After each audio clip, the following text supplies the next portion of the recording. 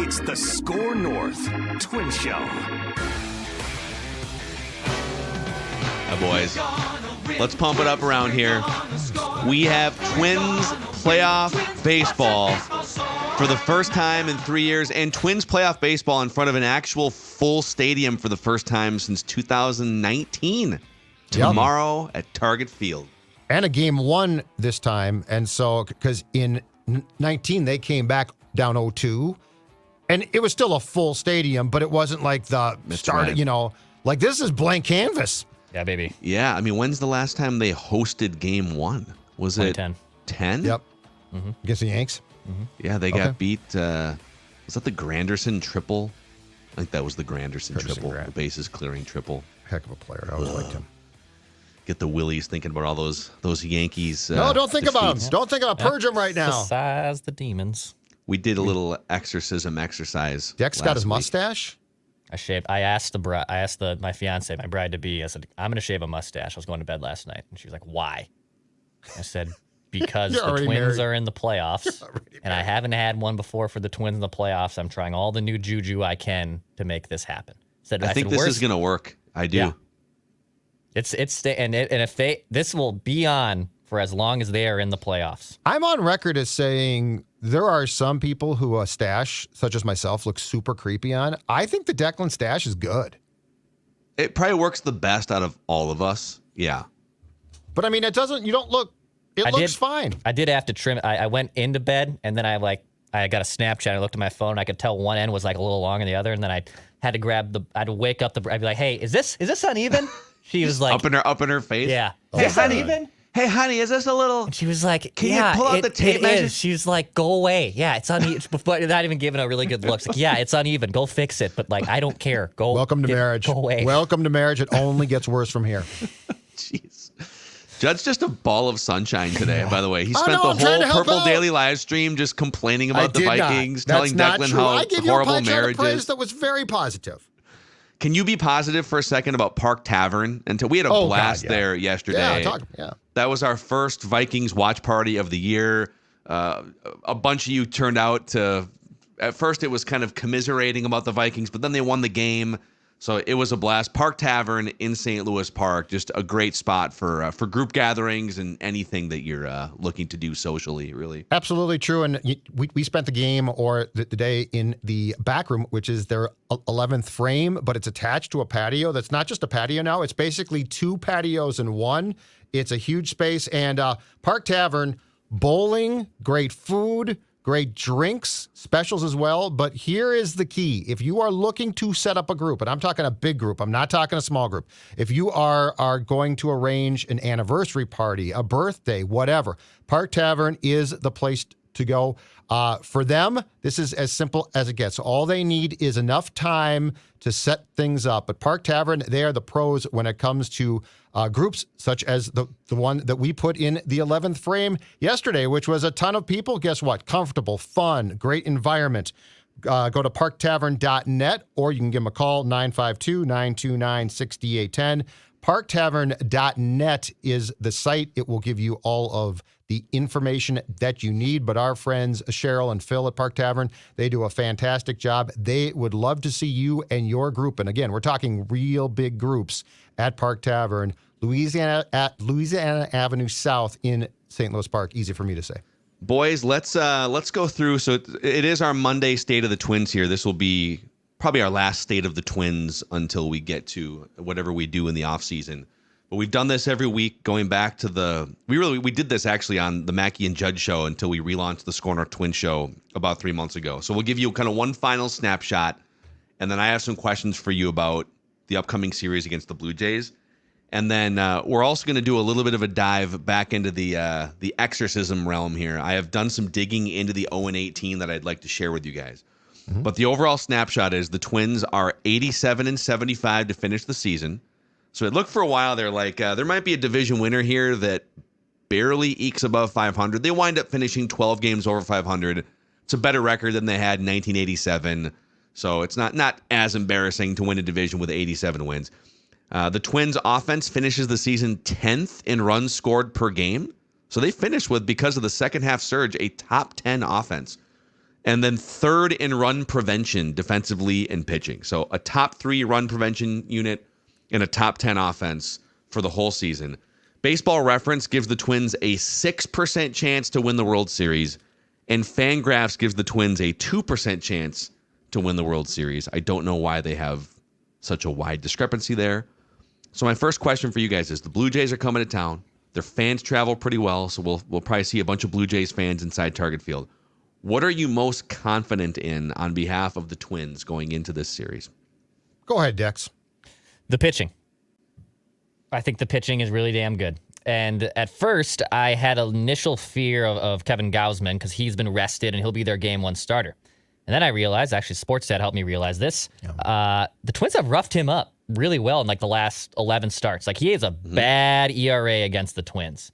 So even though you're getting, the rested staff ace for a team, which wouldn't be the case against Houston, wouldn't have probably been the case against Texas, you actually now are backdooring your way into Toronto. And even though their staff ace has been rested, you have also bopped him pretty good. So I'm confident in the Twins pitching, but I'm also confident that the Twins don't have to dig themselves a hole in game 1 and have to climb out of it like they would if they had to face a potentially really good pitcher on the other side. So I'm confident in game 1, man. I really think the Twins can take control of this series early, and then you have 2 other chances to obviously move on to the ALDS. So I think the Twins get off to a hot start, and I'm confident in that.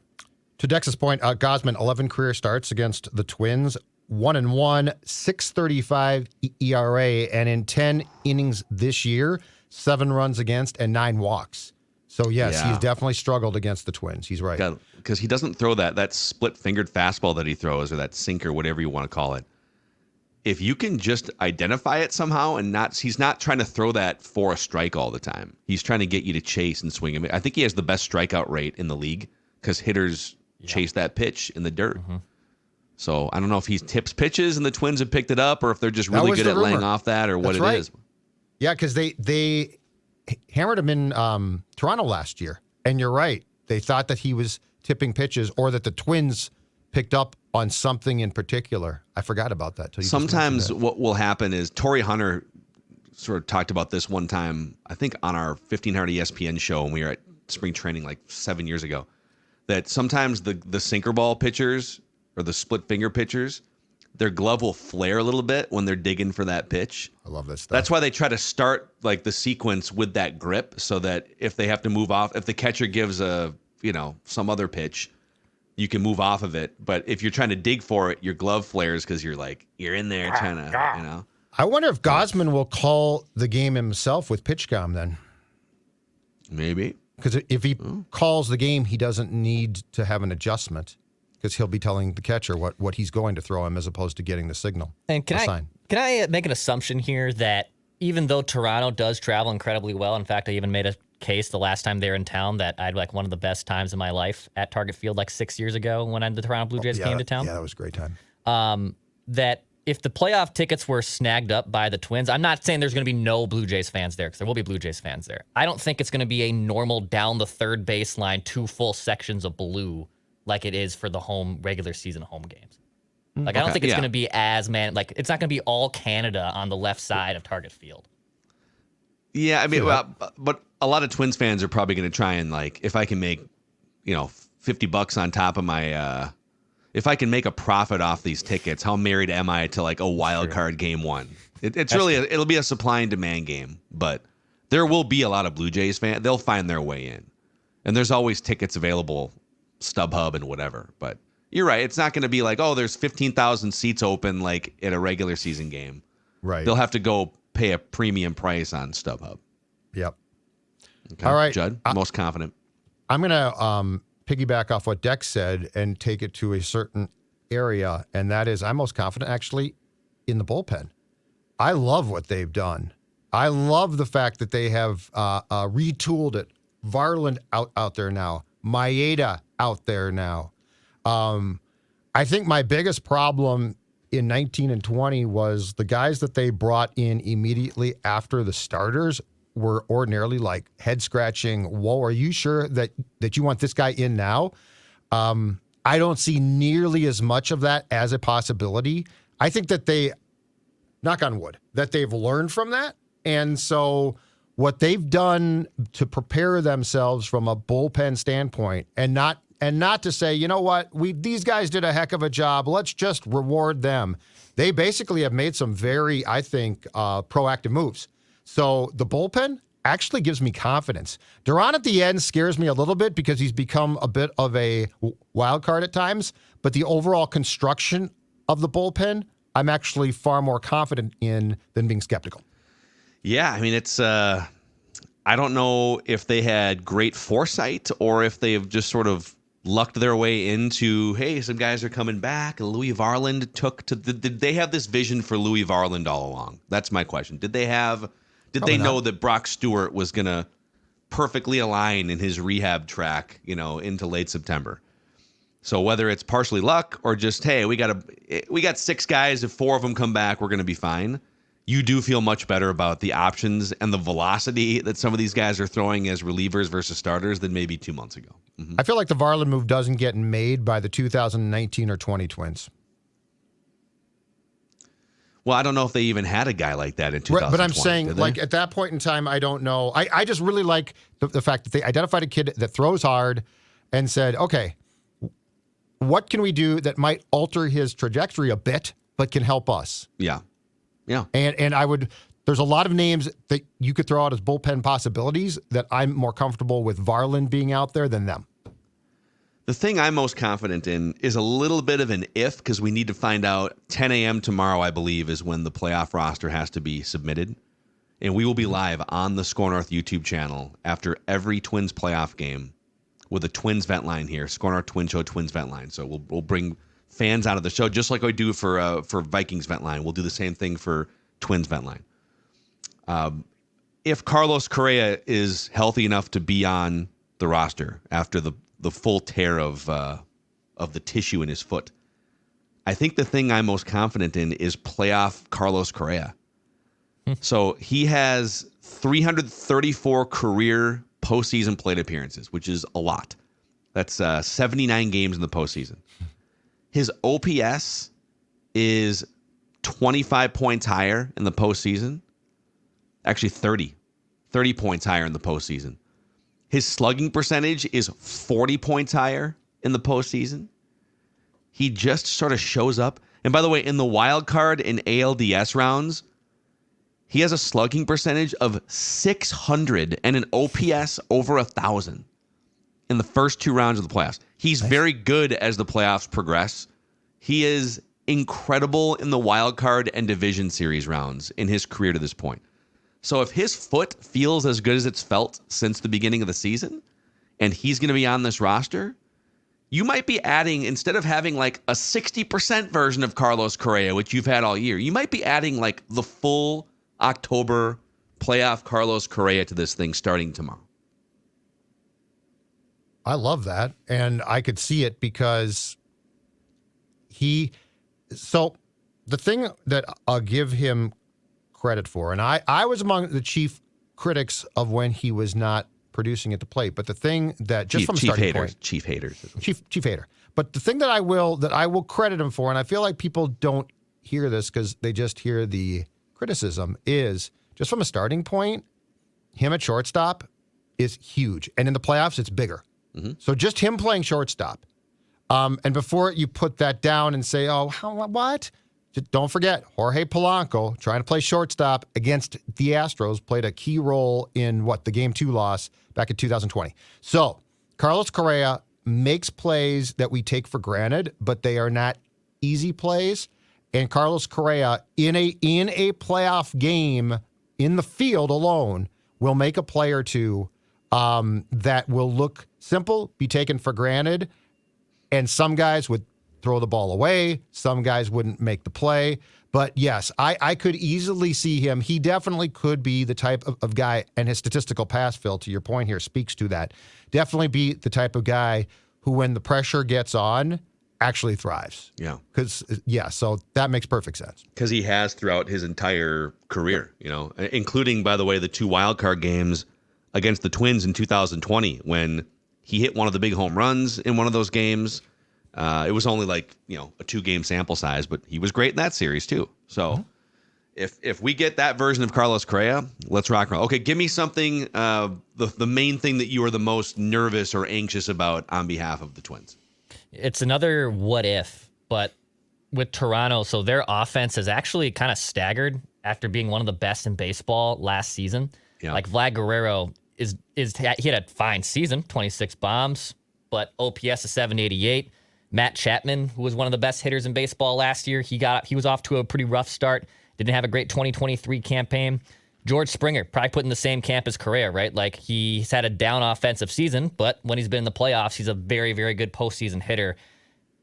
Is there a sleeping giant in that Blue Jays lineup? Like I think people probably even still look at the Blue Jays lineup and say that, hey, if they just need one series to get hot, and they can obviously take over a series no problem with all the pop in the middle of their lineup. Now, on paper, again, they've had slow starts from their core players in that lineup, but is it a sleeping giant? Are they going to wake up at the absolute inopportune time for the Twins side, and then they can take over a ball game? I think it's more of a what if from the Blue Jays side. Yeah, because if you look at all the names in that lineup, even like Brandon Belt, right? It's a bunch of names that have had really good track records in careers. Some of them, George Springer's one of them, might be getting a little closer to the wrong side of their prime. Like Springer's probably 32 or 33 at this point. But if you get the best version of all of these names that you recognize in a series, it's a problem. Like if the best version of Vlad Jr. and Bo Bichette, Whit Merrifield, who Twins fans remember when he was with the Royals for all those years. If you get the best version of all these hitters, that lineup is incredible. Yeah. But they haven't really had that all season. So if you're that lineup, it's time to go. It would be these next couple games or never. Judd, what about you? And away we effing go. Mine is this. And look, the second half says this is not going to be a problem, but until I see it resolved in the playoffs, I'm sort of a wait and see right now. It's the Twins bats. Now, the Twins bats since the All-Star break have been great. But to go back, for all we blame pitching for the playoff woes, the reality is in recent playoff appearances, the bats have shut down. Yeah. The bats have shut down. And that includes 2019, which was a historic. Now, it was definitely a different construction as far as the bats went and the roster went. But that was a prolific, at the time, the most prolific home run team of all time. And the bats shut down. So until I see the Twins actually come out and score runs and look like, you know what, we are going to keep the train going from what we started right after the All-Star break, my biggest concern is that, because I feel like we sleep on that at times, that has been a fundamental problem of this team, and it's a reason, a big one, at least recently, in the 18-game losing streak. I'm going to piggyback off Judd's, actually, because I think a reason for the bats maybe hibernating here this week, if they do, would be the Blue Jays bullpen. So on paper, you look and you say, okay, they got Jordan Romano, who's one of the better closers in baseball, and then like they acquired Jordan Hicks at the deadline in a trade. Yep. There's not like that many other names in that bullpen, but here's the thing that could be a little kryptonite-y for the Twins lineup. The Blue Jays have 4 relievers who average more than 10 strikeouts per 9 innings, so they have some big-time strikeout relievers, and the Twins are the most prolific strikeout team in baseball history. So Blue Jays' strength playing to Twins' weakness. And then the Twins also have a lot of left-handed hitters, right? Well, the Blue Jays have a lefty named Tim Meza who has a 1.38 earned run average this season. So they've got that lefty that they can bring in if they need. All right, we got Wallner, we got Kepler-Wallner coming up. Situational master. Yeah, and you could stagger your lineup because, Tim Meza has to face at least 3 batters unless he's finishing an inning. Right. So you don't have to stack a bunch of lefties. It'll be interesting to see what the lineup construction is. If you've got a right-handed starting pitcher and you load some lefties up, but then like Tim Meza can kind of pick his inning to face 3 straight lefties, but you got pinch hitting options too. So there's a chess match to be played here in the later innings. But that bullpen has some strikeout prowess and an interesting lefty to deploy against this lineup. So, I was just kind of going through some of the other things too with these Blue Jays. So Fangraphs gives the Blue Jays, oddly, I think, because they're a wild card team, the second best odds of any American League team to win the World Series, and that's despite going through the wild card round. So they give the Astros the best chance of any American League team to win the World Series. They won their division, Blue Jays so Astros are, I think, 9% or 10%, and the Blue Jays are 7%. The best odds are coming from the National League, where you've got the Braves at like 25%, and the Orioles have to love this, though. Yeah, everyone's kind of looking at the Orioles, waiting for the downfall, but they just played this way for 6 months, largely. So I think what Fangraphs is saying as an analytical platform is the Blue Jays are a much better team than their record and place in the standings indicates. But again, like, if they don't wake up in the next 2 or 3 games, then it doesn't really matter. So let's shout out a couple more friends here before we keep it. We got Immaculate Grid coming up here. Our friends at Livia are helping a lot of Purple Daily listeners and Score North listeners here, Score North Twin Show, lose weight going into this fall, Judd. In fact, I talked to someone who came to our draft party at Park Tavern yesterday, and he said, Judd, you turned me on to the program, and if you are watching right now, you see Sports Dad, lost 40 pounds a couple of years ago. He said Livia actually has helped him drop more than 100 pounds. More than 100 pounds. You looked absolutely great. Awesome. I'm like, dude, congratulations, because that's a lot of work.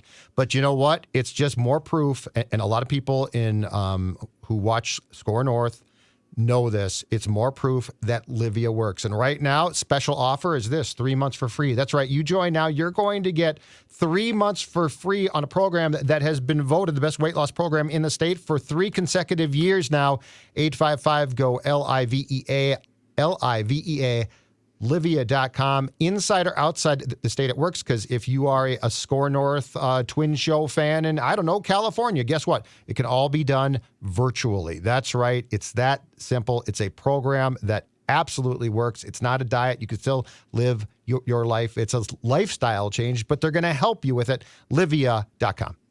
Also, a shout out to our friends at Summit Orthopedics. So if you're a baseball player and you're dealing with some pain and you may or may not be able to be on the postseason roster, we recommend go to Summit Orthopedics. Byron! There's a number of guys that might fit this category. Knees, shoulders, hips, back, whatever it may be. Summit Orthopedics can help you. No referrals are needed. They offer same-day appointments. And they also offer orthopedic urgent care starting at 8 o'clock in the morning, 7 days a week, 25 locations across the Twin Cities and greater Minnesota. Learn more at summitortho.com, summitortho.com. I did a very sadistic thing over the weekend here, inspired by that YouTube documentary that we talked about at the end of last week. I was even DMing with, I believe you pronounce his name Chris Hanel, Hanel. He's the creator of this YouTube documentary. It's like 90 minutes, the 0-18 playoff streak. And he goes through each and every game. He goes through the math. Hey, the Twins had this percentage chance to win this game in the 8th when they had a 2-run lead and Joe Nathan was on the mound. And then he took the peak win percentage of each of those games. And he did the math and came out that for you to lose all 18 games would be 69 billion to 1 odds, which is classic Minnesota sports.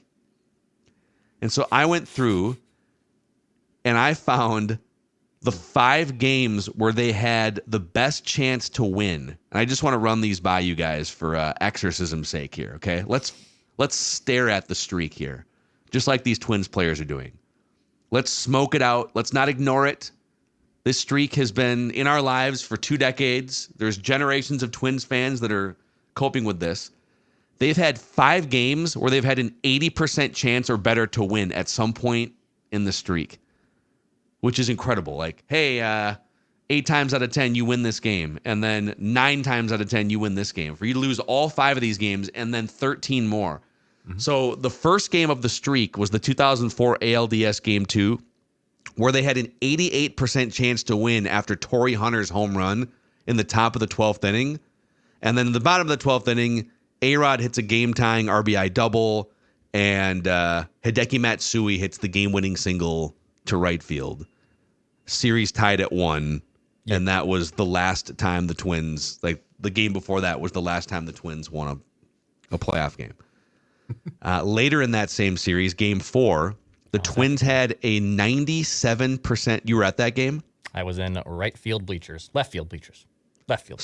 So then you remember, Dex, when the Twins had a 97% chance to win after Grant Balfour retired Derek Jeter and Alex Rodriguez to end the top of the 7th inning, preserving a 5-1 lead for the Twins. For Juan Rincon, right? Was it Juan Rincon? I think it was Juan Rincon. Yeah.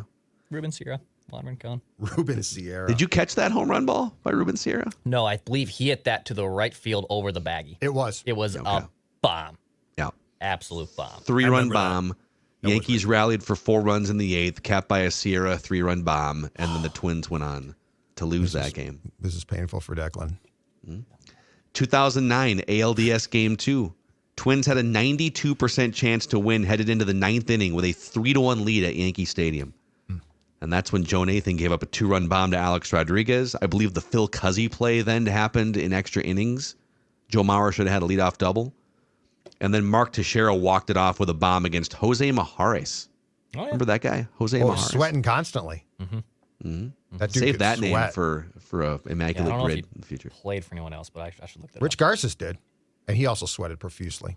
Dennis Reyes also sweated. Oh, Denny Reyes. Oh, big sweater. Yeah, that's a good one. 2010 ALDS Game 1, 89% chance to win with a 3-0 lead in the 6th inning at Target Field. And that's when Francisco Liriano sort of hit a wall. Curtis Granderson also hit a wall with a ringing triple that cleared the bases to put the Yankees ahead. And then the 2017 wildcard game, the AL wildcard game, the Twins had an 81% chance to win that game after they chased Luis Severino in the 1st inning with home runs by Brian Dozier and Eddie Rosario. So he leaves that game, and you have an 81% chance to win. Right now, bombs away. Dex would prefer to be in a dentist chair. Just watching the look on Declan's face is the most priceless bit of this exercise. We need to stare at this streak. We need to acknowledge it. He doesn't want to stare at it, We need to but not fear I it. know. We need to swim in it. We need to feel it, and we need to not be afraid of the streak anymore. Splash around. Yeah, no question. Don't feel anxiety. I feel we're all just like walking on eggshells around this thing. Right. No. Right. And I love it, man. Like, even more players have been asked about it in Colorado, and like Kyle Farmer was asked about it again. They're like, yeah, I mean, we acknowledge it. Yeah. We acknowledge it, Roman Reigns style. And let's go end it. And it feels like they've been told now, you don't act like you don't know, which I actually like. From a PR perspective, it is disrespectful to fans to either act like you don't know or to brush it off like it's not your own. If you put a Twins uniform on, it's is yours to own now. Yeah. And you can either sort of lean into it, you can accept it, and take pride in ending it. That's what that Red Sox team did in 2004, right? They said, it is, okay, we weren't alive 86 years ago, but you know what? We are Red Sox right now. Let's rip some whiskey shots and go beat the Yankees. Yeah. And they go win the World Series. They owned it. Maybe the Twins need whiskey shots, I guess is what I'm saying. Because it didn't scare them. That's partially why I think Correa can help for sure here, but that's why I go back to Royce Lewis is so important to me, because he's not going to pretend at all. Like, he will. I think he is that rare person that actually likes stuff like this. Like, he's like, yeah, put it on me. I want to end this. Like, that's a hard thing to do. But yeah, the more that you own it, and the more that, if you can have a guy or two though that really like embraces the challenge, that's my favorite. You know, Puckett loved that stuff. Puck loved it because he laughed and said, you know what? I'm so good. I don't really care. Yeah, I think they've got some of those guys. I think Sonny Gray falls in that category. I think Pablo Lopez actually kind of falls into that category too. He's kind of a bulldog.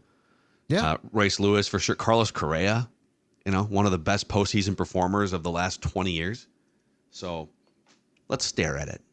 Let's embrace it. Let's hug it.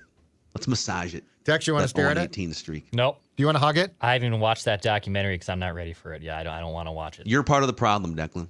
This whole anxiety vibe that you're giving off. This is part of the problem right here. That. I'm not going to be I love him. No, I'm not going to go back and rewatch that yet. Can't do it. This right here. This is the meek, fearful attitude that Minnesota fans perpetuate and permeate throughout stadiums. Right here. Get on my back. Get on my back, because I'm going to carry this team. That's what I want. Oh, go out and win the damn game. I don't need to watch a documentary over it. Go out and win the game. That's fine too. That's what I fine want. too. And I'm not crapping on you for watching it. It's fine if you want to watch it. I'm not going to go down and watch it. Can't do it yet. I love your passion. I got to admit, I love your passion. Are you guys ready for an Immaculate Grid here to close out this playoff preview show? Okay. Yeah? Let me talk to you. I love playoff baseball. Playoff baseball is great. Let's put 8 minutes on the clock just for some parameters. We'll see how far we go here. We're looking to go 9 for 9. That's how the Immaculate Grid works. Anything less than 9 for 9 is not immaculate. Ooh, some legacy franchises here. I like this. I like these franchises. So we're looking for, let's see here, a Philly who was a Pirate, a Philly who was a White Sox, and a Philly who was a Silver Slugger, which I believe started in like 1980. We're looking for a Guardian who was a Pirate, a Guardian who was a White Sox, and a Guardian who was a Silver Slugger. And then a Ranger who was a Pirate, a Ranger who was a White Sox, and a Ranger who was a Silver Slugger. 8 minutes on the clock, and away we go. So Burt Blyleven works for Pirate and Guardian, or Pirate and Ranger, whichever one you want to pick. If we can start with Twins, I mean, you know. Jim Cott works for Phillies and White Sox. Let's do that. Let's do. That's an obscure one, right? A Philly White Sox. Jim Cott. Jim Cott played for 2% he is an or Immaculate less. Grid god. 2% or less, right? 1%. Oh yeah. Okay, what about the Burt ones? You said Burt for it's these two squares: Guardians and Pirates, or Rangers and Pirates. Yes, he played for the Pirates. He went from the Twins to the Rangers to the Pirates to Cleveland. Let's put his name on. We can So use whichever him. one you want to use. A White Sox who was a Ranger, Harold Baines. He's a Hall of Famer. But Pierzynski. Yeah. AJ Pierzynski. Pierzynski is Let's do it. He's been on here. another a lot. guy that's really good to use on the grid. 3%, 6%. Six. That'll do. We'll take that. Okay. The Silver Sluggers are going to be harder to get rarity scores on, but Sox and Cleveland, Albert Bell, right? Albert Bell. Baltimore to the White Sox, right?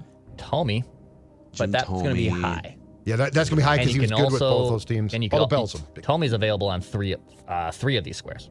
Yep. Philly's White Sox, Philly's Silver Slugger. Well, no, he wouldn't have been a Cleveland's. Philly. Well, maybe he was a Philly. I Silver think he was, but Was we he? can put it in the Cleveland. back pocket. Actually, the Cleveland Silver Slugger might be pretty low for Jim Thome because I was Cleveland's thinking had a few. Manny Ramirez Yeah. for that one, because people forget about Manny on the Guardians. Man Ram for sure. Oh. He was great there. I once watched Manny Ramirez get thrown out on the base paths twice in one game. Like, just forgot how many outs there were one time, like as a rookie when I was at a game with my dad at the Metrodome.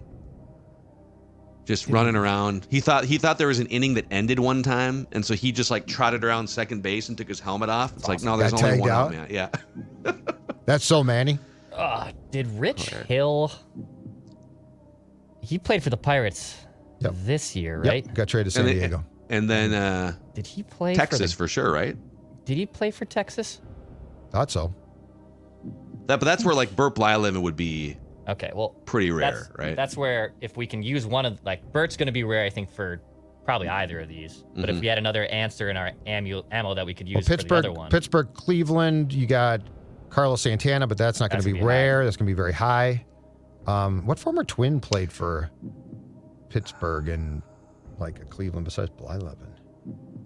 I'll give you an old school White Sox Indian. Okay. White Sox. Shoeless Joe Jackson. Shoeless Joe Jackson played for both of those franchises back like 100 years ago. Nice, Phil. Very nice. I can get you with the old school ones. That's a real... I have major gaps in my That's good. That's my like great. early 2000s. What a pull. What a pull.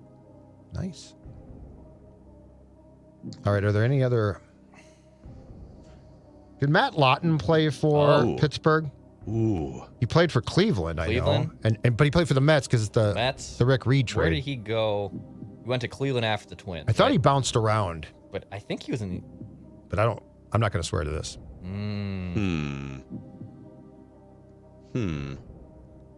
That feels right. Morneau didn't play. Pirate, but McCutcheon would be a Pirate Philly, but that's going to be a big one. That's going to be very high. Who was that guy? Steve Pierce. Remember him? He was a twin. He was with the Twins. Steve First Pierce. baseman. right? So he came up with the Pirates. Okay. Did he also play for the Guardians/Indians? I feel like he did. You might be right. I can't swear to that one. You're on that though. Okay. We can. Let's deploy Bert. We should deploy Bert here just to get a square. All right. Which one do you think's rarer, Judd? I think the Rangers and the Pirates. Yeah. Right? It's interleague. That's and it's the oldest because he went Twins, Texas, Pittsburgh. Yeah. And pitched on the World Series team. 3%. That's a better boy. Good job. Rick Albert, who I love him. Okay, so he's gone. We could deploy Tommy if we feel like Pirate and Guardian. well, Tommy wasn't a Pirate. Yeah. He was a Philly. Or Philly. It would be a Silver Slugger. Do we think he was a Silver Slugger Guardian? I mean, Manny Ramirez was probably a Silver Slugger. Manny, I think even Sizemore.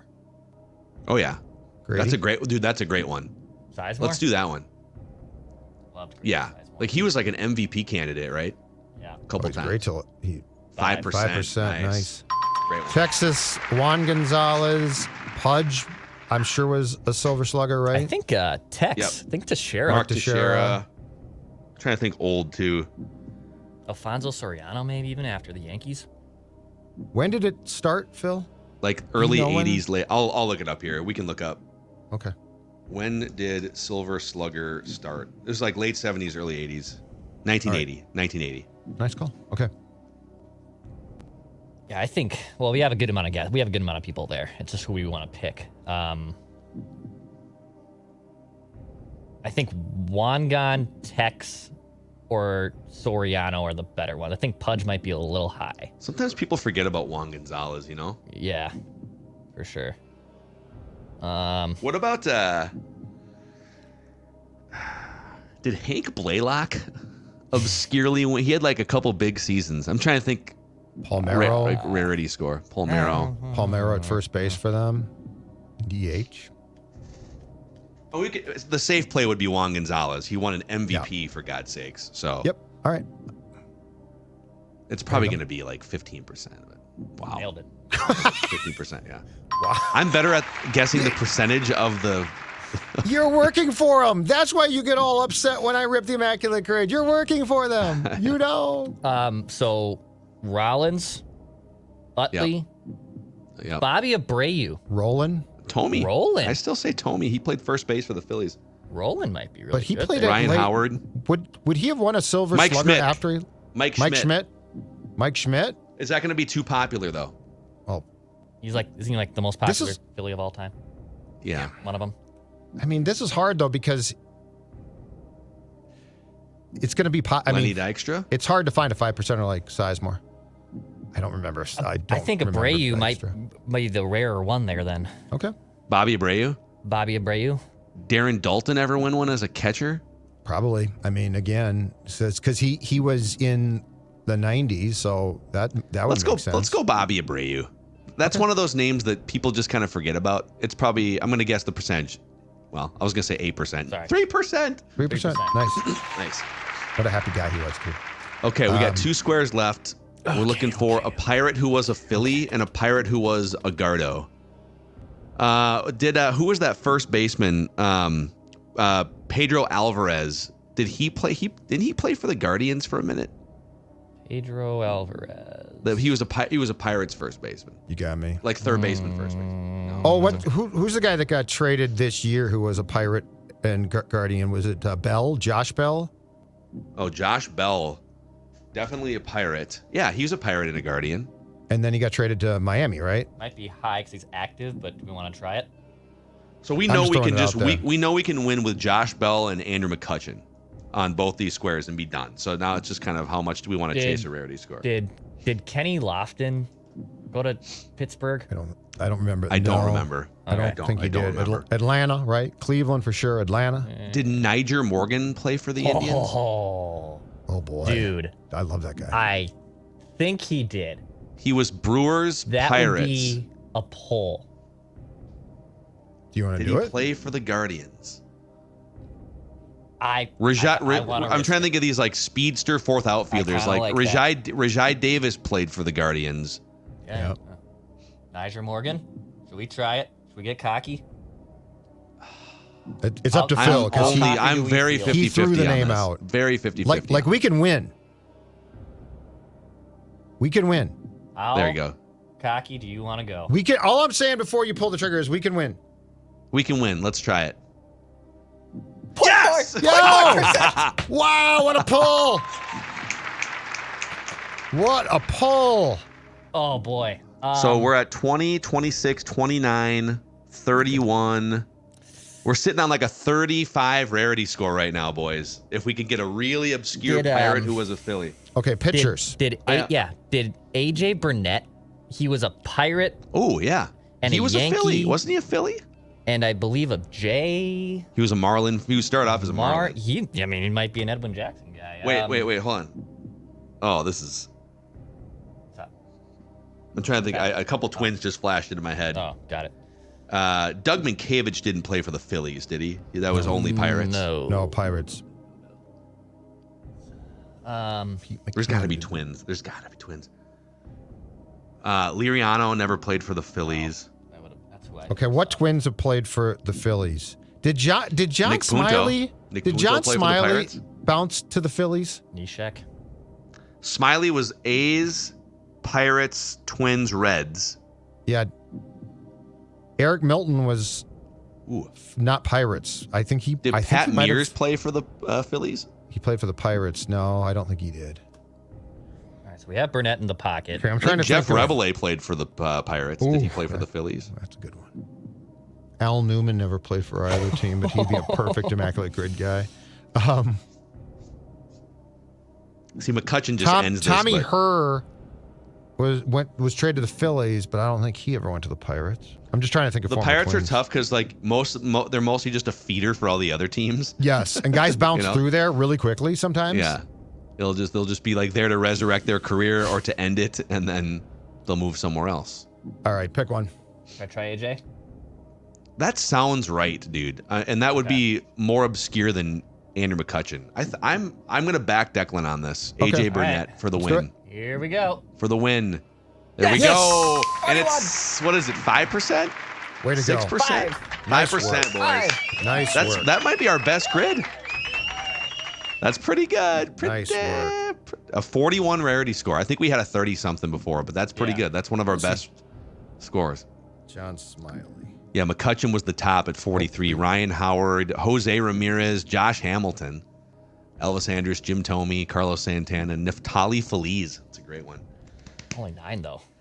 Awesome. Only 9% on Pirates. The most popular Pirates Ranger is only 9%. So that goes to show there's only 118 of them. I'm just real quick here curious. Did Hank Blaylock win a Silver Slugger? Let's see here. Oh, I could probably. Hank Blaylock. Because that would have been a freaking pull. No, but he did get MVP votes in 2004. He definitely got MVP votes. And he was an all-star, so remember that one for later down the road. All right, boys. That's the last Score North Twin show we do until Twins Vent Line after the first, right? I mean, I don't think we're going to pump one tomorrow morning for a 3 o'clock game, so this is it, man. This is your preview show right here. It's good stuff. Let's fire this up. Bring it on. Let's go. Ready? All you nervous, Declan's anxious so Twins nervous right fans, now. lean into the Declan! uncomfortableness. Let's go. Leave me alone. We just want the Twins to win a playoff game for the first time in fiance. 18 tries. They will try again tomorrow at Target Field. We'll be on the Score North YouTube channel right after it finishes.